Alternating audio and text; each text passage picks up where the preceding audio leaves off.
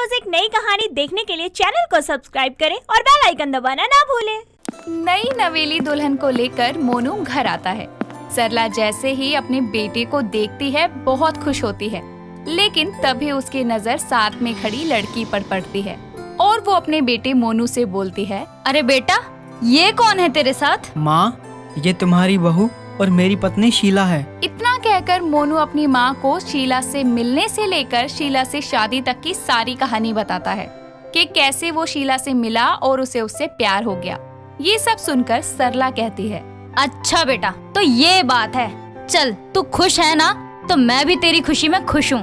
चल अब मैं अपनी बहू का चेहरा तो देख लूँ। इतना कहकर सरला अपनी नई नवेली दुल्हन का घूंघट उठाती है और उसका चेहरा देखती है, जिसे देखकर सरला के तो होश ही उड़ जाते हैं, क्योंकि शीला का रंग सांवला था। आय हाय मोनू बेटा, तेरी मती मारी गई थी क्या, जो इस जले हुए उपले को घर में उठा के ले आया? अरे कोई ढंग की लड़की नहीं मिली थी क्या तुझे? शीला देखने में तो सांवली थी, पर दिमाग से बहुत समझदार थी। गलत के खिलाफ आवाज उठाना उसकी आदत था और अपने हर काम में वो माहिर थी। उसकी हाजिर जवाबी से ही तो मोनू उसका फैन हुआ था, क्योंकि ना ही वो गलत कहती और ना ही किसी का गलत सुनती। इसीलिए वो अपनी सास के कड़वे बोल सुनकर उसे कहती है, माँ जी माफ कीजिएगा, पर आप ही बताइए, अगर मैं गोरी होती तो क्या अलग बात हो जाती। अरे मैं घर का हर काम करना बखूबी जानती हूँ, छोटे बड़ों की इज्जत करना भी जानती हूँ। आपको फर्क मेरे रंग से पड़ता है या फिर मेरे गुणों से? शीला के मुंह से ऐसे तीखे बोल सुनकर सरला आग बबूला हो गई और गुस्से में अपने बेटे मोनू से बोलती है, मोनू, देख रहा है ना तू अपनी बीवी को कैसे जुबान चला रही है मुझसे? माँ, शीला सही कह रही हैं। आप उसके रंग को देखकर उससे नफरत कर रही हैं, जबकि ये तो भगवान की देन है। रूप पर खुद से कमाए, उसके गुण नहीं देखे। अपने बेटे को उसकी बीवी की तरफदारी करता देखकर सरला के मन में शीला के लिए चिड़न होने लगती है। वो बुरा सा मुंह बना के बहू का गृह प्रवेश करवाती है, जहाँ सरला अपनी बहू को जरा भी पसंद नहीं करती थी। इन सब के बावजूद भी शीला अपनी सास का पूरा दिन खूब ख्याल रखती, घर का सारा काम भी करती और शाम होने पर सास के पैर दबाती। कुछ समय बाद में मोनू की शादी की खबर पूरे आस पड़ोस में फैल जाती है, जिसके चलते सरला की पड़ोसन सीता घर आती है और कहती है, अरे बधाई हो सरला, सुना है मोनू बहू लेके आया है। भाई तूने तो बुलाया नहीं, सोचा हमें आके बहू के दर्शन तो कर ले। हाँ हाँ, तुम तो आओगी ही, तुम्हें तो मसाला चाहिए चुगली करने के लिए। अच्छा किया सीता बहन आ गई। अरे सरला, तेरी नई बहू आई है, मुंह दिखाई नहीं करवाएगी क्या? मुंह दिखाई करवाने लायक मुंह भी तो होना चाहिए ना। हाँ हाँ सीता बहन, करवाऊंगी मुंह दिखाई, लेकिन अभी बहू की तबीयत खराब चल रही है थोड़ी। मैं अपने आप ही बुला लूंगी सबको। चलो ठीक है, मुंह दिखाई पर ही मिल लूंगी तेरी बहू से। इतना कहकर सीता वहाँ से चली जाती है और बेचारी सरला इस सोच में पड़ जाती है कि अब इस मुंह दिखाई की समस्या से कैसे पीछा छुड़वाऊं।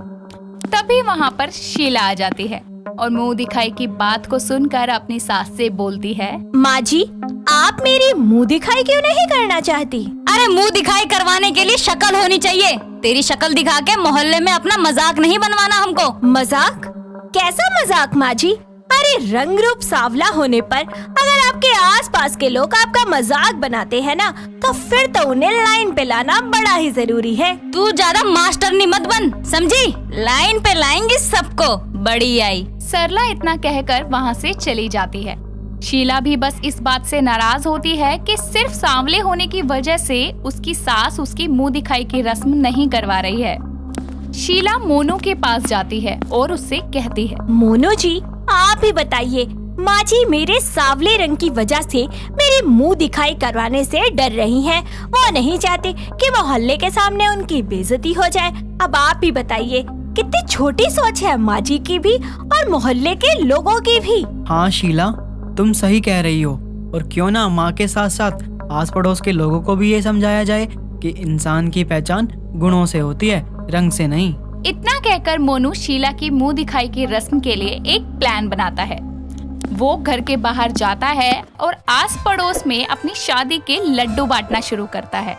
तभी मोनू की एक पड़ोसन मोनू से कहती है, अरे मोनू बेटा, लड्डू ही खिलाता रहेगा या अपनी बहू की मुंह दिखाई भी करवाएगा?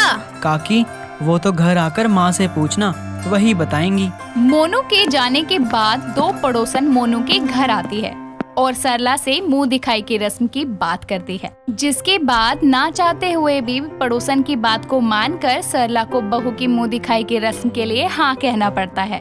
और सरला पड़ोसन से कहती है, ठीक है बहन जी, आने वाले मंगलवार को मेरी बहू की मुंह दिखाई है, बाकियों को भी बता देना और मैं भी न्योता भेज दूंगी उनको।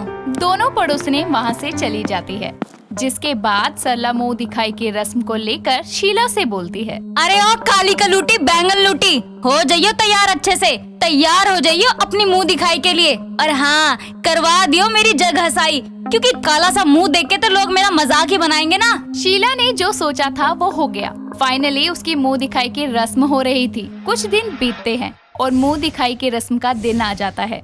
सभी औरतें सरला के घर आती है। सरला भी शीला को तैयार करके घूंघट में बाहर लेके आती है और बाहर बिठा देती है। सरला की पड़ोसन सीता सबसे पहले शीला की मुंह दिखाई के लिए आगे आती है। वो जैसे ही शीला का घूंघट उठाती है कि तभी बोल पड़ती है, अरे सरला बहन, बेटा तो तुम्हारा बहुत सुंदर है, बहू लाने में जल्दबाजी क्यों कर दी? जल्दी जल्दी में यही बहू मिली थी कि तुमको? सीता के घूंघट उठाने के बाद में सबने शीला का चेहरा देखा और वहाँ मौजूद सारी औरतें आपस में कानाफूसी करते हुए एक दूसरे से कहने लगती है, अरे ये तो कितनी सांवली है, सरला बहन की किस्मत तो फूट गई। सरला ये सारी बातें सुनकर शर्म से पानी पानी हो जाती है और अपना मुंह नीचे झुकाकर खुद से कहती है, जिसका डर था वही हुआ, अब ये लोग मुझे जीने नहीं देंगे, रोज रोज मुझे ताने मारेंगे। शीला सबकी बातें सुनने के बाद में एकदम से चिल्ला के बोल पड़ती है, चुप हो जाइए आप सब लोग। अरे बहुत बोल लिया आप लोगों ने। मुझे समझ नहीं आता कि अगर लड़की गोरी हो और वो कोई काम ना जानती हो तो क्या वो परफेक्ट है, लेकिन अगर लड़की सांवली है और घर के सारे काम जानती है, सब कुछ करना जानती है, लेकिन वो परफेक्ट नहीं है क्योंकि वो काली है ना? तू तो चुप ही हो जा, अब अपना मुंह खोल के मेरी और बेइज्जती करा रही है। इतने में ही वहाँ मोनू आ जाता है और बोलता है, माँ बेइज्जती नहीं करा रही, वो सच कह रही है। आखिर क्या कमी है शीला में? घर के सारे काम तो करती है और आपकी सेवा भी करती है। अरे इतना बुरा भला कहने के बाद भी वो अपने सारे काम समय पर कर देती है।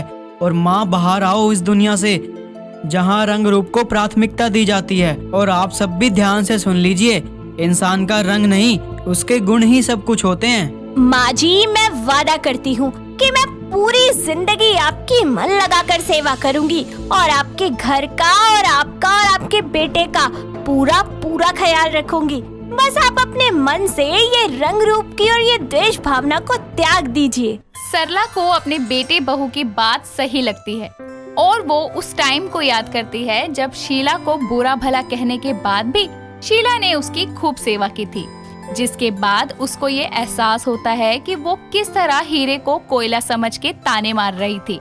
तभी उनकी पड़ोसन कहती है, हमें माफ करना शीला बेटा और मोनू, ये लड़की सच में गुणों से भरी है।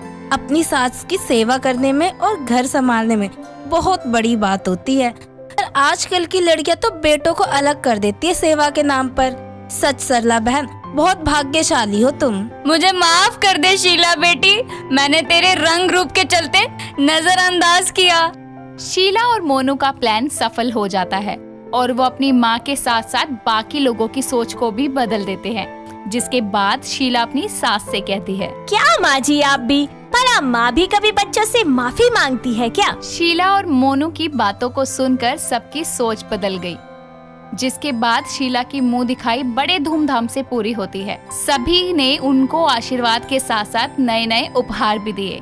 सबके जाने के बाद में सरला ने भी अपनी बहू को गले लगाया। फिर वो तीनों एक साथ प्यार से खुशी खुशी रहने लगे।